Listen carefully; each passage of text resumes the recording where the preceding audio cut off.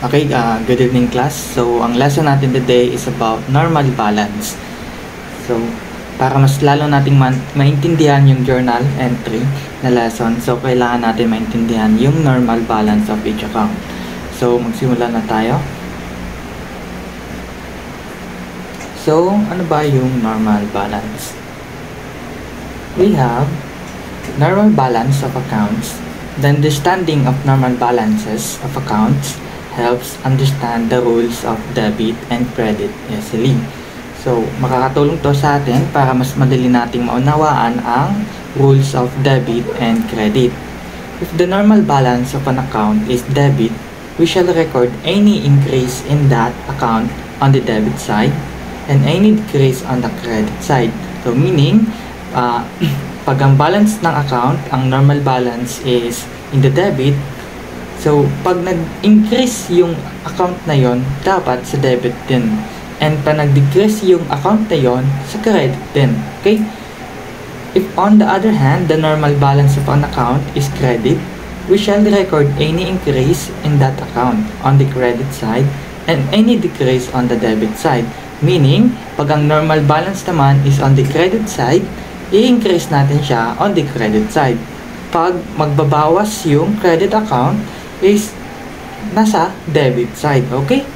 The normal balance of all asset and expense accounts is debit, whereas the normal balance of all liabilities and equity accounts is credit. So, binanggit ko na to noon na dapat daw lahat ng asset and expense, ang normal balance niya is debit. So, pag nagbawas siya, mapupunta siya sa credit. So, nababawasan yung asset natin, mapupunta siya sa credit. Pag nabawasan naman yung expense natin, mapupunta siya sa credit. The normal balance, so, yung all liabilities naman and equity, on the other hand, ang normal balance nila is on the credit side. Tapos, pag nabawasan sila, mapupunta sila sa on the debit side. The normal balance of a contra account, we will be discussing that later. So, is always opposite to the main account to which particular contra account relates. For example, yung sales. Diba yung contra account niya is sales, returns, and allowances. So, pag nag-debit tayo noon, debit, sales, return, and allowances, yung credit side is sales. Okay? Let's say, for example naman, yung purchases. Yung contra account ng purchases is purchase accounts and allowances. Anyway, tatakal natin yan on the later sa face-to-face lesson or tatakal din natin yan. Okay? So, ano ba yung normal balance? So, we have here a graphic picture para mas madali nating maintindihan yung debit and credit. So, yung debit is yung asset accounts and expense accounts. So, yung normal balance daw ng asset accounts and expense accounts is laging nasa debit. And ang normal balance naman ng liability accounts and equity accounts is laging nasa credit. Okay? Sa debit side, pag debit, any increase. Pag credit naman, any decrease. Ibig sabihin, pag nadagdag ang asset, doon tayo sa debit. Pag nabawasan yung asset, babawasan natin. So, mapupunta siya sa credit. Okay?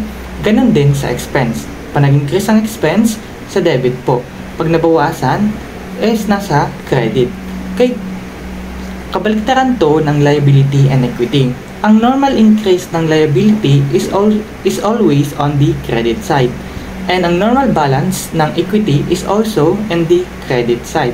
So, pag nag-increase yung credit and pag nag-increase yung liability and equity, laging nasa credit. Pag nabawasan naman po, is magde-debit po tayo. Okay? Kung hindi po nag-gets, pwede nyong ulitin yung video and slow mo nyo lang and take notes. Okay? Next is, ano yung, para mas madali natin itong maintindihan, ilagay natin sa applications. So, application of rules of debit and credit. So, the basic rules of debit and credit applicable to various classifications of accounts are listed below. So, ililist natin yung rules. Okay? So, yung asset account, ang normal balance niya is always on the debit. Again, debit po ang asset. An increase is recorded on the debit side and a decrease is recorded on the credit side of all asset accounts. Okay? Next is expense accounts. Ang normal balance ng expense accounts is always debit. So, ano yung rule? Pag nag-increase, an increase is recorded on the debit side. Laging nasa debit side, and a decrease is recorded on the credit side of all expense accounts. So, again, pag nag-increase yung expense sa debit, pag nag-decrease yung expense is nasa credit. Okay? Next is liability accounts. Yung normal balance ng liability is always on the credit. Tapos, pag nagbawas naman yung liability, ma-debit tayo. So, ano yung rule? An increase is recorded on the credit side. Again, pag nagtaas yung utang natin, pag nagtaas yung liability natin, always on the credit side. Pag nabawasan naman, always on the debit side of all liability accounts. Okay? Next is, we have revenue or income accounts. So, ang normal balance niya is always the credit. Rule, an increase is recorded on the credit side and a decrease is recorded on the debit side of all revenue accounts. So, pag nagtaas yung revenue natin, nasa credit side po ang normal balance niya. Okay? Pag nagtaas yung revenue, ma-increase siya sa credit side. Pag nabawasan, ma-decrease siya sa debit side pag binawasan natin. Okay? Next is capital or equity, yung puhunan po natin. Okay? Normal balance niya is always on credit. Again, kung natatandaan nyo, we have debit cash, credit capital. So, laging nasa credit yung capital. Okay? So, ang rule naman dito, an increase is recorded on the credit side and a decrease is recorded on the debit side of all equity accounts. So, panagtaas yung capital, laging nasa credit side. Panabawasan naman ng ating capital, nasa debit side. Okay? So, ano yung mga contra accounts? So, meron tayong contra accounts is normal balance is always opposite to the relevant normal account. The normal balance of a contra account can be debit balance or a credit balance. So, kanina, in example natin, for example, yung normal balance ng purchases, di ba asset yan? So, normal balance niya is on the debit side. So, pag yung contra account niya is purchases, returns, and allowances. Okay, credit, debit, purchases, credit, purchases, and return, and allowances. And pag sales naman, yung contra account niya is sales, return, and allowances, debit, and credit, sales. Okay? And another example is pag may depreciation. For example, depreciation, expense, credit, accumulated depreciation. So, contra account yung accumulated depreciation sa depreciation expense. Okay? Ganun po yung mga contra account. Kumbaga, kung ano yung normal balance, is kinokontra nila para mag-balance. Okay? So, ano yung mga halimbawa pa? So, mga example is yung accounts receivable. So, alam naman natin yung accounts receivable is an asset. So, yung contra accounts niya is allowance for the pool accounts. Kumbaga, kung hindi na kumbaga, yung tansya ng manager na hindi na makokollect yung accounts receivable. So, pinakredit siya. Okay? Ano pa yung mga example? So, we have accumulated depreciation, sales return allowances, sales discount, drawings account. Pag sinabi natin drawings account, it is a withdrawal. Okay? So, pag drawing account kontra equity account. For example, pag nag-withdraw tayo, meron tayong for example, name ko, Madrid's withdrawal, credit, cash. Nabawasan yung capital natin. So, decrease siya sa capital. So, contra account siya. Okay? We have treasury stock account and bonds discount account. Hindi natin to itatopic kasi mahirap-hirap na to. Okay? Next is okay. So, ito yung ang summarize ng ating tinatopic. So, we have account type, asset, expense, liability, revenue, income, equity, capital, and mga kontra. So, yung normal balance ng asset, again, nasa debit. Pag nag-increase siya, sa debit. Pag nabawasan siya, credit. Okay, next is expense. Pa nag-increase siya, debit. Pa nag-decrease siya, credit. Yung liability naman, yung normal balance niya is on the credit. So, pa nag-increase yung liability, pag tumaas yung liability natin, credit. Pag nabawasan yung liability natin, it's debit. Next is yung revenue or income. Ang normal balance niya is credit. Pag nag-increase yung revenue, credit. Okay? Laging nasa credit. Pag nabawasan naman, i-debit na natin. Okay? Next is equity. Pag equity naman, ang normal balance niya is credit. Pag nag-increase yung equity sa credit, pag nabawasan naman is sa debit. Okay? Ganun po yung rules sa accounting. So, asset, expense, liability, revenue, and equity, and contra. Sa contra naman is laging opposite lang ng normal account. Okay? So, tatantyahin nyo kung saan yung normal balance ng contra account. Okay? So, dito na tayo sa application. Example number 1. Noong January 1, 2024, started a business with cash. Una nyong gagawin is intindihin nyo yung transaction. Sabi daw dito, noong unang taon, sa 1 ng January, nag-start kita ng business with a cash of 95,000. That is an investment. So, kailangan natin ng puhunan or capital. So, we will debit cash and credit capital. Okay? So, capital yung 95,000. So, kung mapapansin nyo dito, yung cash natin is debit kasi nag-increase, diba? Yung capital natin nag-increase din kasi credit side. So, debit natin is 95,000. Yung credit natin is 95,000 balance. Okay? So, ganyan po yung pag-record. Okay? Next is, we have January 3. Noong January 3 naman, furniture purchased for cash to be used in business, 8,000 pesos. So, meaning lang, noong January 3 daw, nagbakal kita ng furniture gamit ang cash. May nilabas tayong pera kapalit yung furniture. Kung may nakuha tayong furniture, that is debit. Furniture, may nilabas tayong pera, that is credit, cash. Okay? So, ganito po yung pag-record. So, makikita nyo yan, debit furniture and credit cash. Nag-increase yung furniture natin kasi may natanggap tayo. Nabawasan yung cash natin kasi nilabas natin yung cash. So, debit 8,000, credit 8,000. So, debit furniture 8,000, credit cash 8,000. Okay? So, they are both asset. Kanina, kung napansin nyo, they are cash, and that cash is an asset and capital is an equity. Okay? Remember, i-classify natin. Okay? Next is, we have, on January 10 naman, nagbakal kita ng goods for cash. Same lang sa kanina. May nilabas tayong pera, kapalit ang goods. Kung may nakuha tayong goods, so, purchases. May nakuha tayong 40,000 pesos. Then, may nilabas tayong pera, that is cash, 40,000 pesos.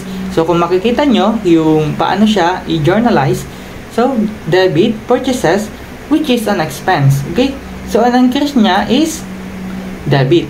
So, 40,000. And nabawasan yung cash natin kasi may nilabas tayong pera na 8,000. So, yung purchases natin and cash, they are expense and asset. Nag-increase and decrease. Okay? Kasi nadagdagan tayo, may pinurchase tayo, then may nilabas tayong pera, so na-decrease 40,000 pesos. Okay? Next is we have on January 15 naman, purchases goods on credit from big traders. What if naman pag utang? So pag utang, may utang tayo. Wala tayong nilabas na pera. May na-receive tayong goods, so that is purchases, that is an expense.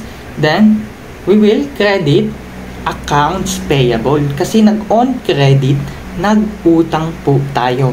That is worth 57,000 pesos. Kung makikita nyo sa journal entry, we have purchases, which is an expense. Nag-increase siya, so 57,000 pesos. And accounts payable, nag-increase din. That is 57,000 pesos.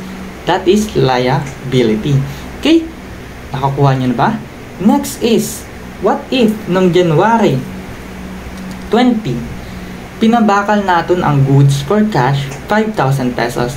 We sold goods for cash 5,000 pesos. Ano ibig sabihin nun? May binenta tayong goods na worth 5,000 pesos. So, may na-receive tayong pera, then that is a kita, revenue. So, that is sales or revenue. So, kung may na-sold tayo, tandaan nyo yung sold, may income tayo. So, paano siya i-record? We have cash, may na-receive tayo, that is an asset. Nag-increase yung asset natin kasi may na-receive tayong pera, 5,000. Nag-increase din yung revenue natin, that is also 5,000. So, cash, debit, and credit sales. Kasi nag-increase din yung sales natin, that is 5,000. Okay? Next is, what if naman? What if, next is, January 25, nag-purchase tayo ng equipment for business worth 4,000 pesos. So, ano yung gagawin natin? So, kung may nakuha tayong equipment, tapos, labas natin ang 4,000 pesos. That is, equipment, nag-increase yung asset natin, and cash, may nilabas tayo, nabawasan. So, that is 4,000 pesos. Okay? So, kung titingnan natin, yung equipment, that is an asset, yung cash is also an asset. So, nag-increase yung ano natin, yung asset, di ba, equipment, 4,000, nabawasan yung cash natin, which is 4,000, so, balance. Okay? So, ganyan po ang pag-record. Same lang ng kanina. Okay? Next is, what if nag-sold on goods on credit to John retailers for 1,500 pesos. Kung kanina may nabenta tayo, tapos naka-receive tayo ng cash, ngayon naman may nabenta tayo, pero nag-utang siya sa atin. So kung ganun, meron tayong na-receive na accounts receivable. Okay? May ma-receive pa lang tayong pera na worth 1,500 pesos. And yung credit side natin is also sales. Kasi tandaan natin, yung revenue recognition, even without cash, we will record or recognize sales or revenue. Okay? So, 1,500 pesos. So, accounts receivable, debit, here, and sales is revenue, 1,500 pesos. So, kung napapansin nyo, nag-increase yung accounts receivable natin, nag-increase din yung sales natin na 1,500 pesos. Next is, what if naman, nung January 26, binayaran natin yung mga employee natin. Paid salary to employees, 1,200 pesos. Meaning, may expense tayo. So, that is salary expense. And, may nilabas tayong pera, cash. Okay? May nadagdag na expense natin, so nag-increase, nabawasan yung cash natin, so that is credit cash. Okay, kung napapansin nyo dito, salary, so salary expense is an expense, nag-increase siya, so 1,200, and nabawasan yung cash natin na 1,200. So balance po. Okay, next is, ito na tayo sa contra account. Recorded annual depreciation on building worth 250 pesos. Again, pag nagde-depreciate, nababawasan yung value ng asset. So, we will record, ano yung record natin dito? We have depreciation expense. So, pag depreciation expense, ang contra account niya is accumulated depreciation. So, that is a contra asset account. So, kung nag-increase yung expense natin, 250, nag-increase din yung ang contra account natin. So, kung mapapansin nyo, that is 250 and 250. At ang tabunan lang ng ulo, that is 250 po, okay? So, ganyan po yung rules of journal entry. Kung paano nag-increase and decrease yung mga account. So, sana matandaan nyo to kasi part to ng inyong midterm. And Sana maintindihan nyo. Okay? Good luck and thank you sa pakikinig.